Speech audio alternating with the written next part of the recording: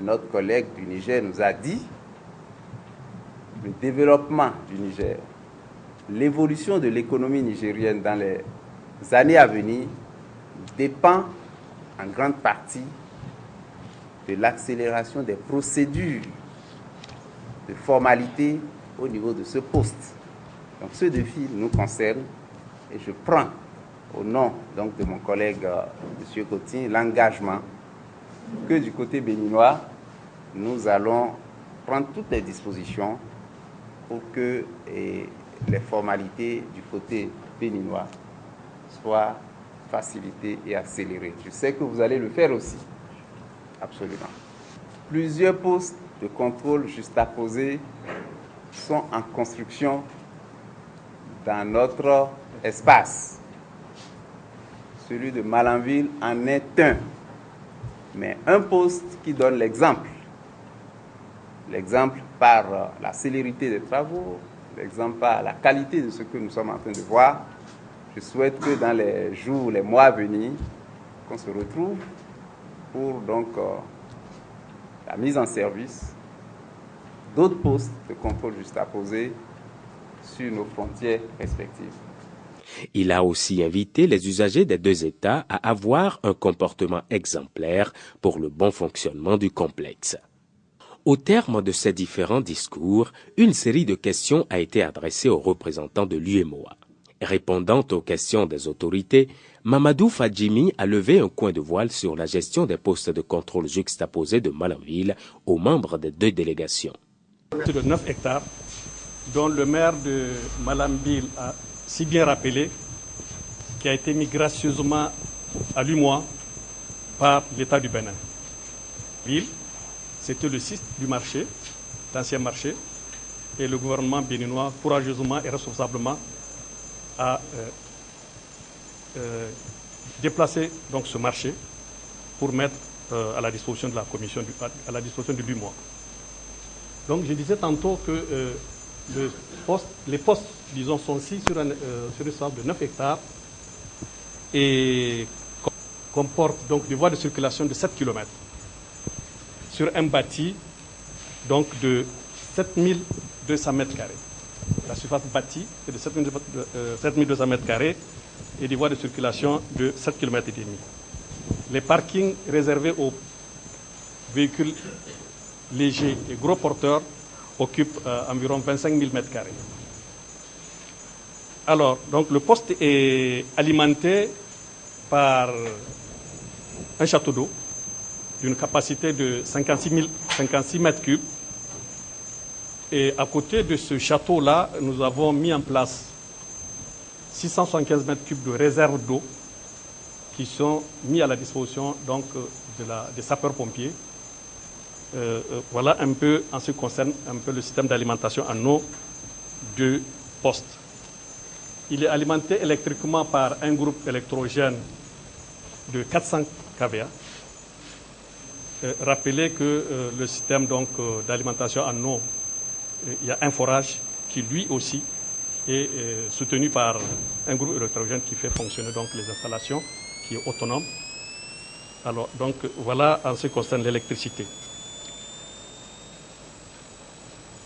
L'espace est éclairé. Il y a exactement 177 candélabres et surveillés avec 45 caméras. Les caméras sont installées sur le pourtour, dans les couloirs, donc qui sont au nombre de 45. Voilà, donc le projet, donc le ministre des Travaux publics et des Transports du Bénin l'a si bien rappelé, est financé par l'Union européenne. Les travaux qui ont démarré le 15 janvier 2011 sont achevés le 14 juin passé et ont coûté environ 10 milliards 800 millions. Voilà le coût des travaux. Ces travaux ont été exécutés par l'entreprise CGE et une mission de contrôle a été commise pour le suivi quotidien des travaux Louis Berger et du suivi, disons, maintenant, au niveau de la commission de l'UA que nous avons fait mensuellement, plus maintenant le comité technique mixte qui s'est réuni pendant les travaux, au moins pour a tenu 5 réunions du suivi de ce poste-là. Donc voilà un peu pour ce qui a été fait. Maintenant, qu'est-ce qui reste à faire? Les travaux sont terminés, réceptionnés provisoirement, mais avec des réserves qui vont être levées selon les indications qui ont été données en août. À partir de là, le poste revient donc à la commission. Le poste va revenir aux États. Ça veut dire qu'il faut le mettre en exploitation. Dans cette perspective, l'entreprise va se désengager. Nous devons d'abord, dans un premier temps, nous organiser en rapport avec la commission, en rapport avec les États, de prendre en charge la surveillance et la sécurité des postes. Ça, c'est le premier acte que nous devons faire. Et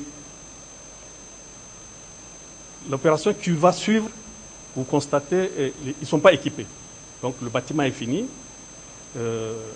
mais il y a des équipements à mettre en place. Donc dans cette perspective, l'Union européenne continue toujours à nous appuyer. Et il est prévu dans le 10e FED, donc l'équipement de ce poste-là. Alors, en attendant la mobilisation du 10e FED, il y aura un temps, une période de transition que nous devons occuper. Et cette période sera mise en profit pour en ce moment, sensibiliser, organiser tous les acteurs intervenants sur ce poste-là, de manière à ce qu'ils s'approprient. Donc ça, c'est l'action qui est prise en charge par la commission de l'UMOA. Donc nous aurons une période très intense, parce que ça a besoin d'être occupé de manière intense pour que tous les acteurs qui vont intervenir sur ce poste puissent être tenus au courant du fonctionnement, comment les choses vont se passer, de manière à s'approprier le poste. Et pour accompagner cette action-là, il est prévu 4 études. 4 études que l'Union européenne va financer pour une étude pour opter le mode de gestion du poste. La deuxième étude, donc, il va financer la formation des formateurs et élaborer des manuels de formation. La troisième étude va faire donc des manuels de procédure, des opérations qui vont être menées au sein. Et enfin, une étude qui va faire regarder une étude d'interconnexion, parce qu'en réalité, maintenant, puisque nous allons mettre en commun nos services de contrôle douanier, il y a l'étude d'interconnexion qui est nécessaire, qu'il faut mettre en place. Donc voilà les actions qui sont prévues à partir de la fin des travaux, et à partir du moment où nous allons prendre en charge et l'entreprise se serait désengagée après avoir levé donc les réserves qui sont émises, les actions que les États et la Commission doivent jouer.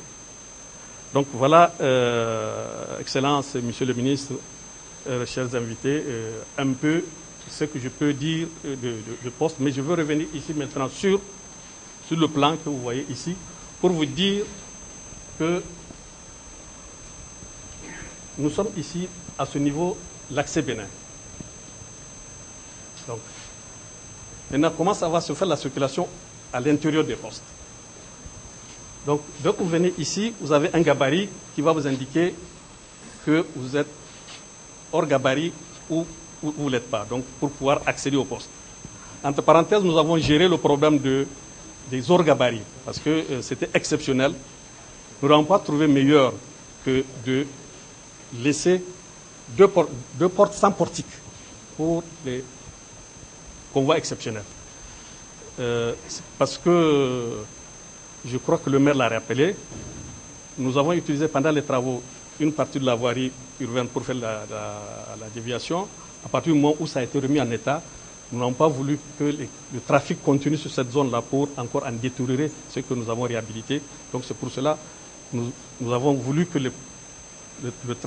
même les trafics hors gabarit ne soient pas déviés et qui passent par le poste. Ce qui fait que vous allez constater qu'au niveau des portiques d'entrée, il y a un qui ne porte pas de poutre. Voilà. Donc, à partir de là, nous avons combien de flux? Le flux piéton riverain. Vous avez le flux des bus et des véhicules particuliers, vous avez le flux des citernes et vous avez le flux des camions. Donc les piétons, dès qu'ils viennent, ils ont un couloir grillagé, ils vont faire le tour. À ce niveau, il y a un poste de vérification, de contrôle des piétons. Donc les vérifications sont faites et ils sortent en direction de Gaïa. Dès que les bus et les véhicules légers ils viennent là, à ce niveau. Parce que là, à l'intérieur du site, donc, nous avons le bâtiment administratif qui va prendre en charge l'immigration. Donc les véhicules qui viennent des bus prennent cette voie, après avoir fait le contrôle nécessaire, sortent pour aller sur le Niger. Nous avons le flux de poids lourds. Puis eux, s'ils viennent, ils vont là. Donc nous avons là le poste de contrôle de PSE et le scanner. Donc eux, ils vont emprunter. Excusez-moi, donc ils sont là. Voilà. Oui, nous sommes là. Donc, voilà. Oui. Donc eux, ils sont là. Ils se font vérifier par le scanner ou le PSE et ils font le tour pour entrer dans les parkings. Les parkings réservés aux poids lourds qui sont là et revenir dans la zone douane. Donc nous avons les brigades douanes qui sont là, les hangars écoles qui sont là pour faire les formalités de vérification de douane avant de sortir. À la suite de l'explication du schéma synoptique, Hamidou Malla a essayé d'apporter quelques réponses aux préoccupations des uns et des autres. Et la date du 24 août, normalement c'est le délai à partir duquel la commission doit prendre en charge le gardiennage du poste. Donc les actions sont en cours pour s'inscrire dans ce délai. Vous avez également souhaité savoir un peu donc, la durée de la transition. Alors, il y a deux options. Nous avons dit effectivement donc on attend un financement de l'Union européenne sur le 10e FED d'un montant d'environ 4 millions d'euros pour le processus de mise en exploitation. Ces 4 millions serviront à, d'une part, l'équipement de ce PCJ et d'autre part, à réaliser les différentes études. Alors, actuellement, donc, nous sommes dans la phase inscription du 10e FED. Alors, selon les informations à notre disposition, dans les meilleurs des cas, la convention de financement ne pourrait signer que vers la fin de l'année. Et une très grande situation avec une condition gagnée dans les élections, vous ne comprendrez pas un an après la fin des travaux que c'est votre voilà un peu là. Le trafic pendant la période de transition il a été un peu proposé au niveau du CTM et la commission est d'accord pour que le trafic, notamment les gros porteurs, puissent transiter à l'intérieur du PCJ. Les gros porteurs. Vous avez vu effectivement actuellement donc, les gros porteurs qui transitent. Donc, conformément à cet aspect, les dispositions sont prises un peu pour préserver les infrastructures. Donc, les gros porteurs ne peuvent utiliser que la voie centrale. Donc, partout on a mis des blocs pour qu'il n'y ait pas donc, de stationnement en tant que tel. Voilà donc ce qu'on peut dire par rapport donc, aux questions. Ça revient aussi à la question de son excellence, M. le ministre du Transport du Niger, qui avait demandé le chronogramme des études. Donc, c'est lié un peu donc, au cheminement critique qui est l'obtention du financement. Pas si on ne l'amène pas avec le plus grand soin, on risque de revivre les mêmes difficultés. C'est pourquoi effectivement donc, la commission envisage effectivement en relation avec les États de prendre en charge effectivement cette phase préparatoire. Parce que si les gens ne se sont pas appropriés, il va y avoir des problèmes d'adhésion, des problèmes d'incompréhension, à telle enseigne que donc, il va y avoir des remises en cause de cet outil effectivement que nous souhaitons tous qu'il soit mis en œuvre ou en exploitation au bénéfice de toute la population. C'est pourquoi il faudrait soigner cette phase.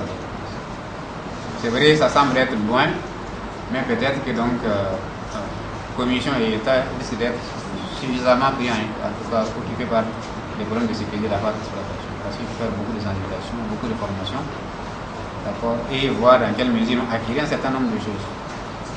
Parce que dépendamment du mode, d'accord, de financement, si l'étude sur les modalités de mise en exploitation elle est faite, d'accord, rien n'empêche effectivement donc à la Commission des États de mettre en exploitation, d'accord, ces postes sans les équiper. Ça veut dire que l'exploitant ou le concessionnaire qui prendra en charge les équipera en conséquence. C'est un autre modèle en tant que tel. Donc c'est pourquoi donc, nous sommes en train d'étudier tous ces aspects-là pour voir dans quelle mesure vraiment il faut diliger ça. Donc je pense que le président de la Commission est suffisamment sensible par rapport à il tient. Donc nous avons demandé une feuille de route claire, d'accord, donc dans un délai très rapide, il veut voir ces postes mis en exploitation. Donc c'est pourquoi donc, certes, on est dans un processus mieux, mais on peut sortir de ce processus dépendamment des choix qui seront opérés et on vous informera le moment. Merci, M. le ministre. La séance d'appropriation des postes de contrôle juxtaposés de Malanville s'est achevée par une visite guidée du complexe. Au terme de la visite guidée, la délégation gouvernementale s'est ébranlée sur la route Boudjekali-Madekali-Iloua en réalisation par l'entreprise chinoise CREC et celle burkinabé Ebomaf afin de savoir le niveau d'exécution des travaux des deux entreprises. On a évolué. En termes d'avancement, nous pouvions dire qu'on a fait plus d'une dizaine de dallos. La plupart des travaux, les travaux sont plus liés aux travaux préliminaires, surtout les plateformes qu'il faut énormément travailler. Donc à ce jour, on a tellement évolué, on a fait plus de 2 km de terrassement, c'est déjà bien préparé pour le sol ciment. Donc d'ici novembre, quand même, nous vous rassurons que l'entreprise tiendra à ses paroles, qu'on finira le projet comme cela se doit. En fait, nous sommes sur le lot 2.